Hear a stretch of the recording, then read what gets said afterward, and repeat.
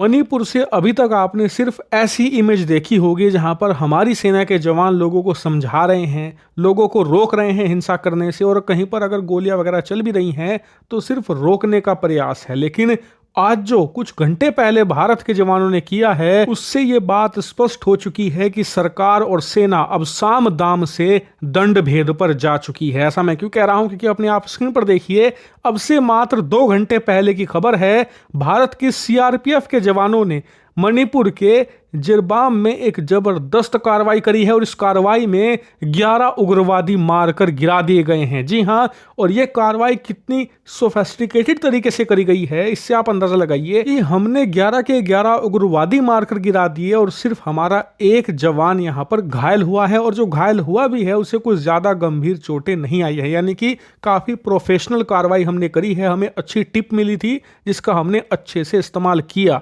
और आपको बता दूं, ये सभी के सभी 11 जो उग्रवादी थे, ये कुकी मिलिटेंट्स थे, यानी कि वो लोग जो कि म्यांमार से ऑपरेट करते हैं, म्यांमार से आकर भारत में हिंसा फैलाने की कोशिश करते हैं और म्यांमार के अंदर भी हिंसा फैलाते हैं। और आपको बता दूं, ये कार्रवाई बहुत जरूरी हो गई थी क्योंकि मणिपुर की हिंसा अब बाकी के राज्यों में फैलनी शुरू हो गई थी। जैसे कि मणिपुर के ही एक पड़ोसी राज्य मिजोरम के मुख्यमंत्री ने ऐसे बयान देने शुरू कर दिए थे जैसे कि वो भारत से विद्रोह छेड़ना चाहते हों। उन्होंने ये कहना शुरू कर दिया था कि एक दिन मणिपुर के जो कुकी लोग हैं वो एकजुट होकर रहेंगे।